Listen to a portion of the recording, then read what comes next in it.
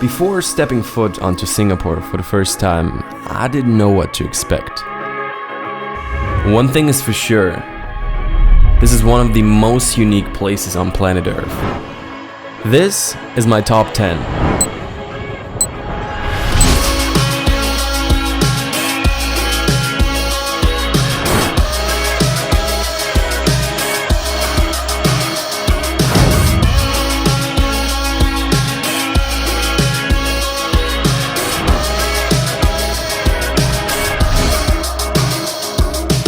And with that, welcome to today's video. My name is Danny and here we talk travel, health and mindset. And Singapore, without a doubt, has been one of the favorite cities I've visited in the last year. And with this top 10 list, I want to give you kind of what I would like to see before going to the city. I've been there at this point 4 times. Let's just jump right into it. I'm gonna do it from 10 to 1, and number 10 for me is going to be the Haji Lane.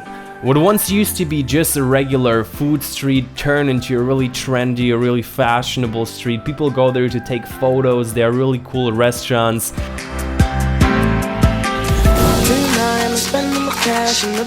Number 9 for me is gonna be the Orchard Road. It's one of the major shopping areas in Singapore. It's the upscale shopping area, especially by night.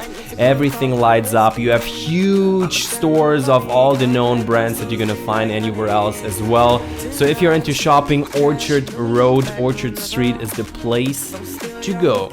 On number 8, we have definitely something different. The Haw Par Villa. So this is a theme park. I believe they have over 1,000 statues there, but it's not just boring statues. This place is really one of a kind. These statues are depicting old Chinese tales, history and legends. But if you have some more time in Singapore, I would give it a shot.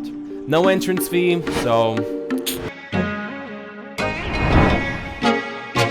my number 7 for today is going to be the Marina Bay area, and everyone who has been following the vlogs from Singapore knows that this is probably my favorite area in the city, mainly because it's so futuristic. I mean, just for once, the Marina Bay Sands, this huge hotel that is standing on 3 pillars and has a ship on top of it. Legendary. Right below it you have the Arts and Science Museum, and with the Marina Bay Sands you can actually get on top of it. There is a viewpoint to go to the extremely famous pool. I believe it's the longest infinity pool in the world. You have to be guest of the hotels. But the viewpoint, I believe it's pretty pricey. But from what I've heard, I cannot confirm that, you can just go to the concierge, to one of the guys who are working there, and ask and say them that you want to go to the bar. And they have a bar on top. There you can catch a drink and get the same view. In the evenings they have a lot of free activities, concert. There's a light show going on, I believe, every single day. They have the Merlions. It lives up to the expectations, at least it did for me. And at number 6 we have once again something that I think I only heard of after my 3rd or 2nd visit. The Henderson Waves. It's a bridge in the form of a wave, and I just looked it up. They've built it within 2 years and it costed 25 million. I would say they did a pretty good job. It looks amazing. Overall, the whole area, a lot of greenery. So if you just want to hang out and you can actually walk on the bridge. It's very big. You see a lot of people hanging out there. And at number 5, I have a Bugis Street.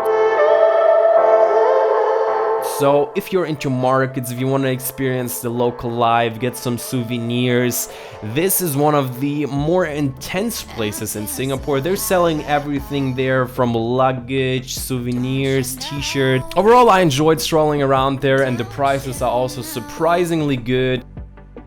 And what I'm gonna add to it as well is Little India. It's just around a 10-minute walk from there. This is something that you shouldn't miss. Number 4 for today, I have Clarke Quay. So this is known as the party area of Singapore. Going out in the evenings, at nights, you have a lot of restaurants, bars, and actually the whole area is covered by kind of like a roof. So if it's gonna rain, and in Singapore the weather is pretty unpredictable, you're gonna be safe. And because Singapore is very small, as you probably know, you can walk from almost everywhere, but from Clarke Quay to Chinatown is under 10 minutes, and this is gonna be our number 3 for today.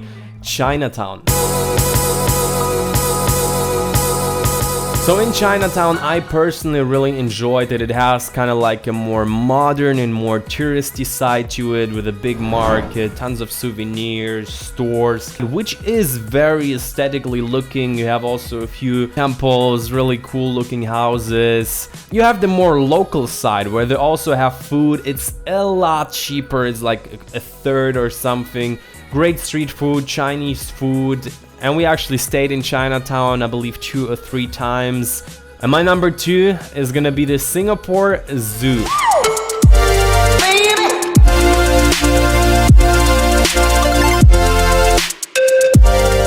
So this is definitely one of my favorite places. There have been a lot of animals I haven't ever seen before, but I would say the biggest and greatest thing about the zoo is just the structure overall.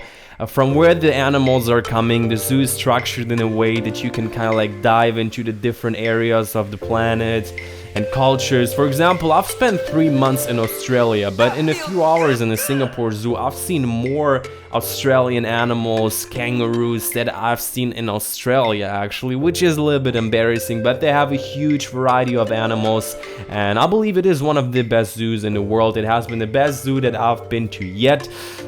But I actually have not been to that many zoos, so take that with a grain of salt. Nevertheless, if you have a spare day and you are into zoo, you are probably gonna see animals that you have never seen before. I can recommend it 100%. At first, I was like, should we go, should we not go? But looking back at it, it has been one of the best experiences. And my proud number 1 for today are gonna be the Gardens by the Bay.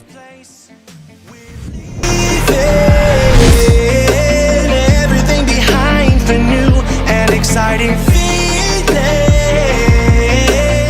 So the Gardens by the Bay, maybe to some people it might come as a surprise because this is what the city is actually known for.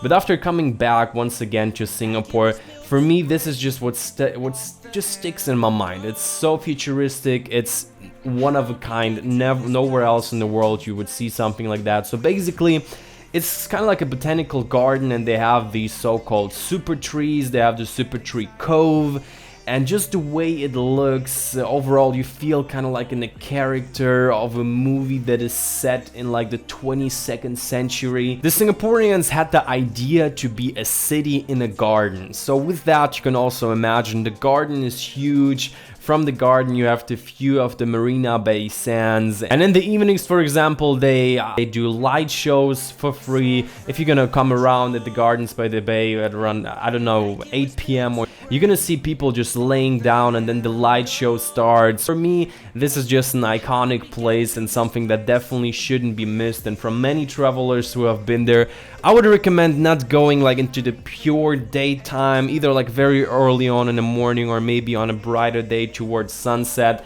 This is when this place gets really magical, and if you're gonna catch the light show, I can promise you, you are gonna love this place. And with that, this has been my top 10 of Singapore. But wait, this is not it, because this is just the places to visit, so to say. I'm gonna do a separate video on things that I really recommend doing, because there are bars where you can get amazing views, restaurants, just places to go for free. I think I'm gonna do kind of like a cheap versus expensive video. It's gonna be the next video, gonna come out in a few days, so be on the lookout for that as well. And if you sticked around all the way until the end, I think it's kind of like a 10-minute video. First of all, thanks a lot, I appreciate it. So if you're still here, drop me in the comments a hashtag #GotAWorldToSee and tell me whatever, tell me your life story, tell me how your day went. And if you're new on the channel, as mentioned, I am Danny. I've been traveling the world for the past year, and right now on this channel I just share my journey of building the lifestyle that I want to live, sharing with people information about traveling and how to make it affordable, and just creating, I don't want to sound cheesy, but kind of like motivational, inspirational content. Just something, if you watch it, I want you to be pumped for life, to go out there, go after what you want to do. And on that note, I'm gonna leave you, and we're gonna see each other very soon. We're leaving everything behind for new and exciting.